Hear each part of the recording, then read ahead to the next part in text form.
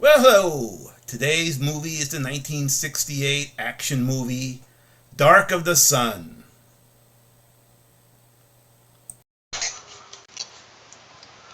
Bruce Curry is a mercenary for the Congo during their civil war. He is hired to retrieve 50 million worth of diamonds under a humanitarian mission to rescue European civilians. He takes along his friend Rufo, who is a native Congolese, and he also takes along a German of questionable background in the Wehrmacht.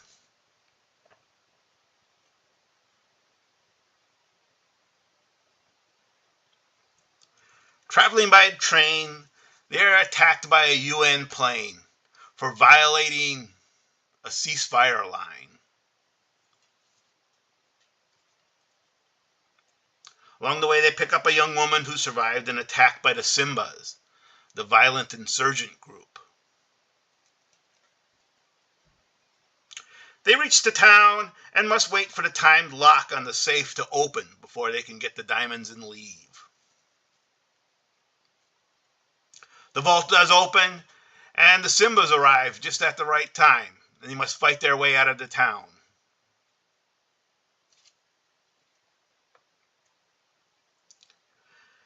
They try to escape, but the mortar rounds destroy the coupling on the train, and two cars filled with civilians fall into the Simba's hands. The diamonds are also on the car.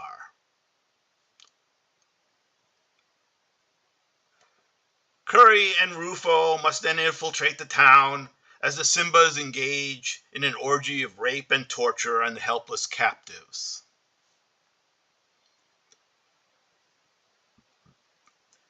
They manage to get the diamonds and shoot their way out to safety. The German kills Rufo to get the diamonds. Only he can't find them and has to flee the scene.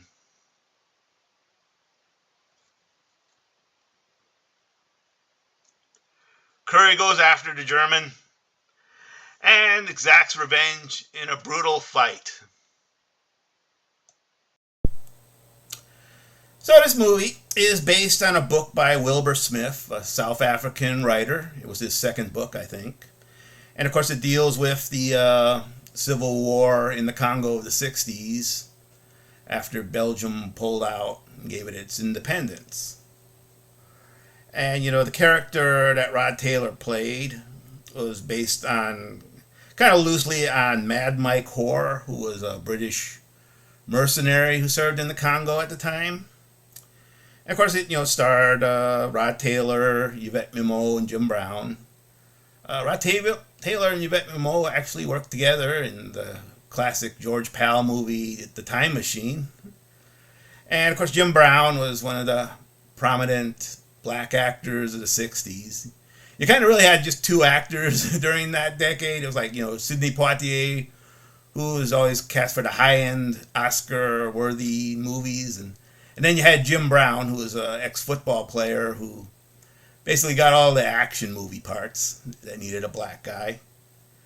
And it was filmed in Jamaica, because apparently they have a railroad system in Jamaica.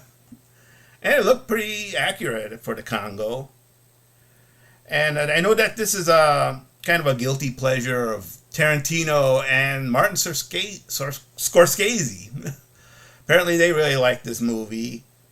And I definitely enjoy the movie myself. I mean, it's at the time it was criticized for its graphic depictions of violence and rape and torture, which nowadays is probably very tame.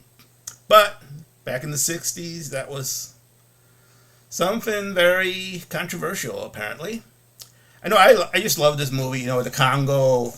I found it like in Blockbuster originally. That's where I first discovered this movie, and I just kind of thought, oh, cool, an action movie that was set like in the Congo of the '60s, which was kind of a unique setting.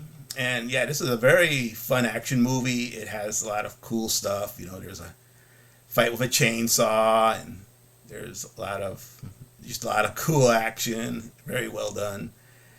And the Congo is a sad place. I mean, you look at its history way back when it was established as a personal colony of King Leopold of Belgium. It was a very brutal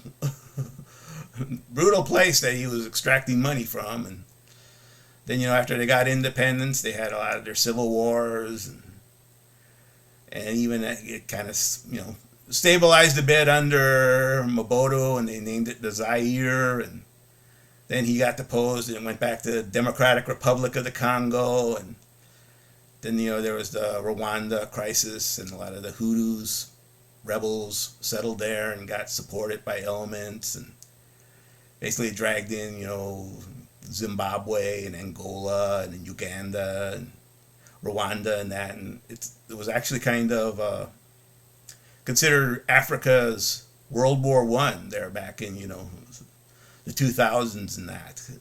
It's a very sad country.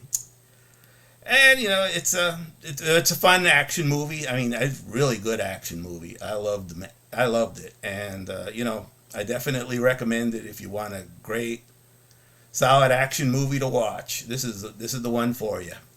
So if you stuck with me this long, I thanks you. Are a unique individual.